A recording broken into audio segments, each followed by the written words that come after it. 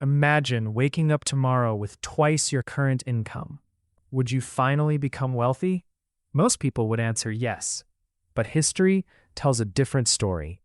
Every year, people win lotteries worth millions of dollars, yet many end up back where they started. At the same time, there are people who begin with almost nothing and slowly build lasting wealth. So if making more money isn't the whole answer, what is? The truth is that staying broke is rarely caused by a single mistake. It's usually the result of a series of habits and financial decisions that quietly shape our lives over many years. In this video, we'll uncover 7 financial traps that keep millions of people from building wealth. And more importantly, how you can avoid them. First mistake is spending without a plan. Imagine 2 friends, Alex and David. They both earn the same salary and live in the same city. Every month, Alex pays his bills, buys whatever catches his attention, and hopes there's money left by the end of the month. David does something different. Before he spends a single dollar, he decides where every part of his income will go. He sets aside money for essentials, savings, investments, and personal spending. 5 years later, their incomes are still similar, but their financial lives are completely different. The difference isn't how much they earned. It's that one had a plan while the other relied on chance. Many people think budgeting is about restricting yourself.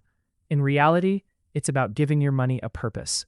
Without a plan, it's easy for small, everyday purchases to add up without you noticing. Think of your money like water. If you pour water into a bucket with holes, it slowly leaks away. Unless you repair the holes, adding more water won't solve the problem. The same is true for money. Earning more won't automatically build wealth if your spending has no direction. The good news is that you don't need a complicated spreadsheet to get started. Even a simple monthly plan can help you understand where your money is going and make it easier to save and invest consistently. The first step toward building wealth isn't earning more. It's knowing where your money goes. Second mistake is lifestyle inflation. Imagine 2 coworkers, Michael and Daniel. They start their first jobs on the very same day. They earn the same salary, rent similar apartments, drive similar cars, and have almost identical monthly expenses.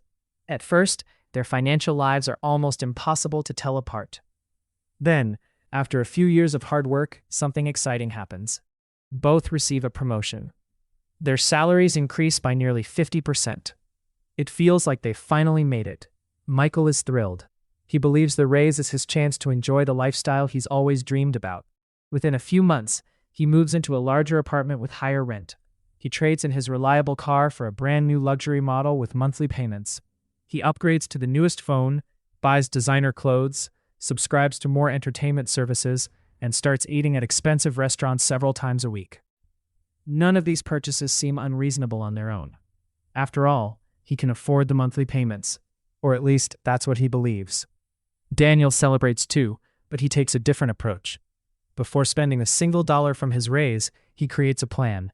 He decides that part of every extra paycheck will automatically go into savings and investments.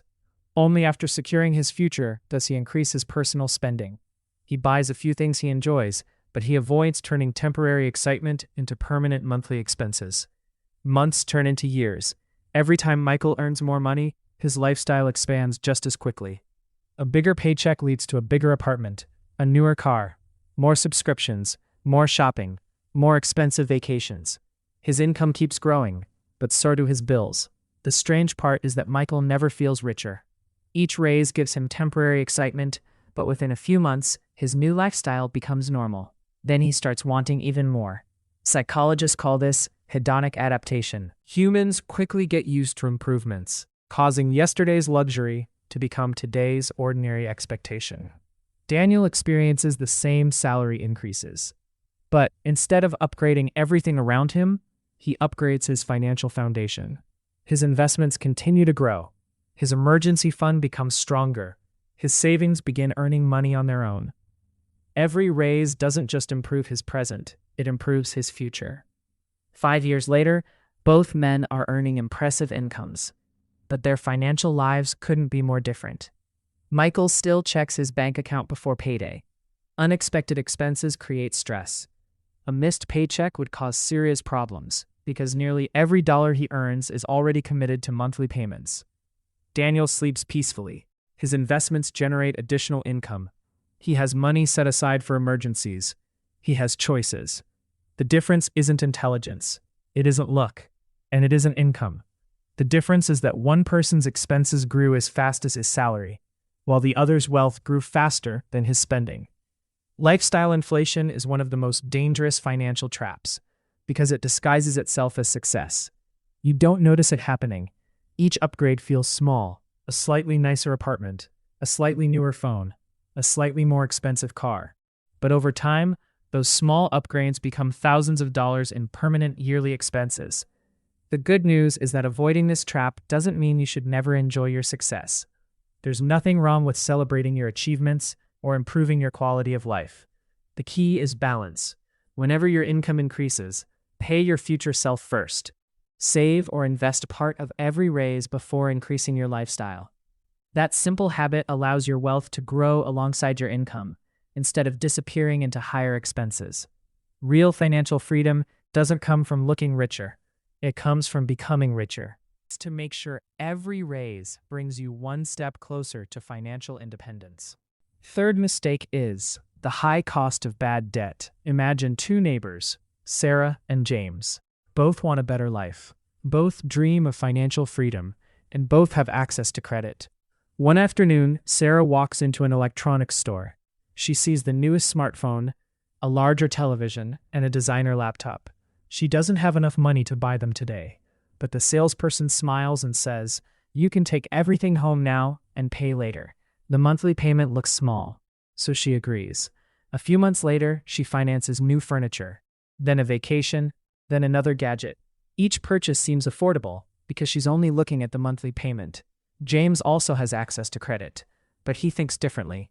Before borrowing money, he asks himself one question: will this purchase make me money or cost me money?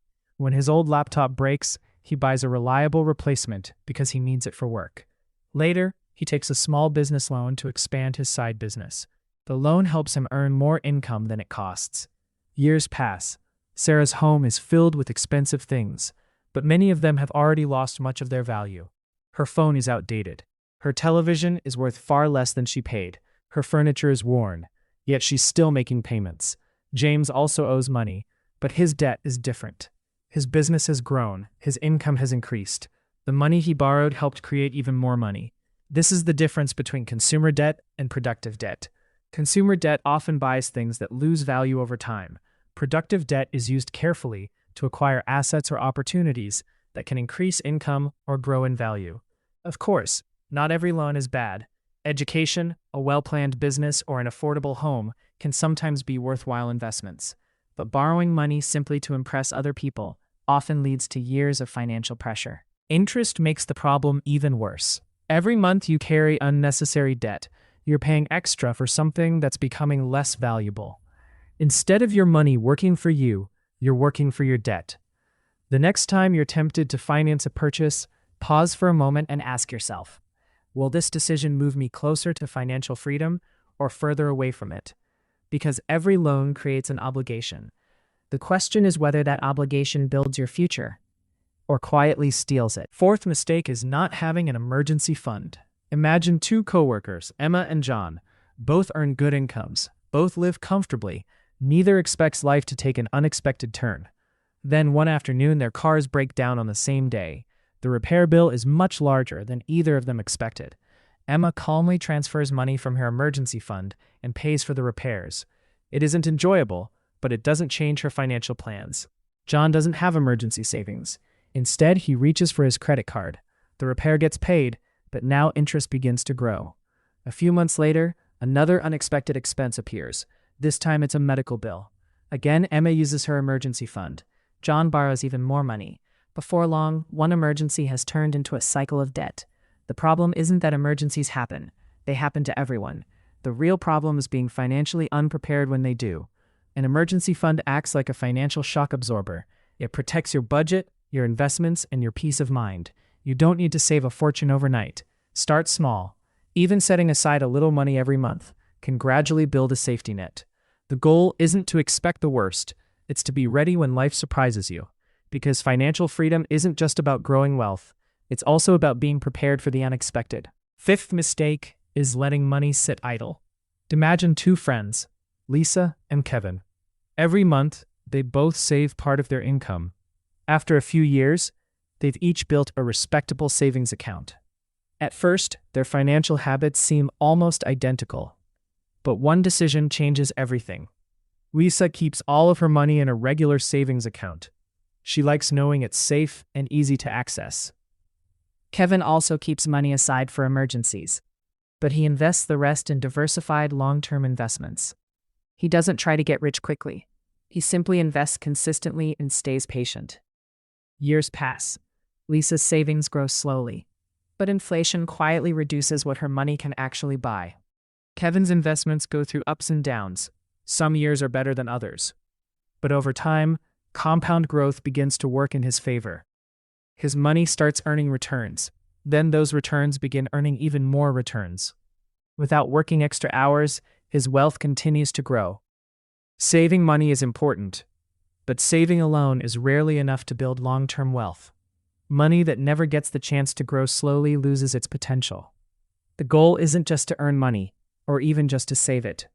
It's to make your money work for you while you focus on living your life. The earlier you start, the more time compound growth has to work in your favor. Waiting too long to start. Many people believe building wealth can wait. They tell themselves they'll start saving next year, they'll begin investing after the next promotion, or they'll focus on money once life becomes less busy. Imagine two friends, Olivia and Ethan. Both want to become financially independent. Olivia begins investing at 25. She doesn't invest huge amounts, just a small portion of every paycheck. Ethan has the same goal, but he keeps postponing it. There will be plenty of time later, he tells himself. Years pass. Olivia continues investing consistently. Some months she contributes more, some months less, but she never stops. Ethan finally decides to start at 35. He invests more money than Olivia ever did, but he has lost something he can never recover: time. Because compound growth doesn't only depend on how much you invest. It also depends on how long your money has to grow. By the time they both reach retirement, Olivia has built significantly more wealth, not because she earned a higher salary, not because she invested perfectly, but because she gave her investments something priceless: time. The biggest mistake isn't starting small, it's never starting at all. You don't need the perfect investment. You don't need a large paycheck. You simply need to begin. Every year you wait is one less year your money has to work for you. The best time to start was years ago. The seventh trap is never investing in yourself. Imagine two coworkers, Rachel and Ben. They earn the same salary, they work the same hours, and they have similar financial goals. At first, their careers seem almost identical. But over time, one small difference changes everything. Rachel sets aside part of her income every year to invest in herself. She reads books about money and business. She takes online courses to learn new skills. She attends workshops, improves her communication, and stays curious. Each new skill makes her more valuable. Ben has good intentions too, but after work, he spends most of his free time scrolling through social media, watching random videos, and telling himself he'll learn something new someday. Years pass. Rachel earns promotions because she has developed skills that others haven't. She becomes more confident, more capable, and more valuable. Ben works just as hard as he always has, but his income grows much more slowly because his skills remain almost the same. One of the greatest investments you'll ever make isn't in the stock market. It's in yourself. Skills, knowledge, and experience can increase your earning potential for the rest of your life. Markets may rise and fall. Jobs may change. Technology will continue to evolve. But the knowledge you build and the skills you develop can create opportunities no one can take away. The wealthiest people rarely stop learning. They understand that every new skill can open another door. The best investment isn't always measured by the money you put in. Sometimes it's measured by the person you become. Because when you grow, your income can grow, your opportunities can grow, and your future can grow with you. Financial freedom isn't built by one perfect decision. It's built by hundreds of small, smart decisions repeated over time. Start with one, then another. Your future self will thank you.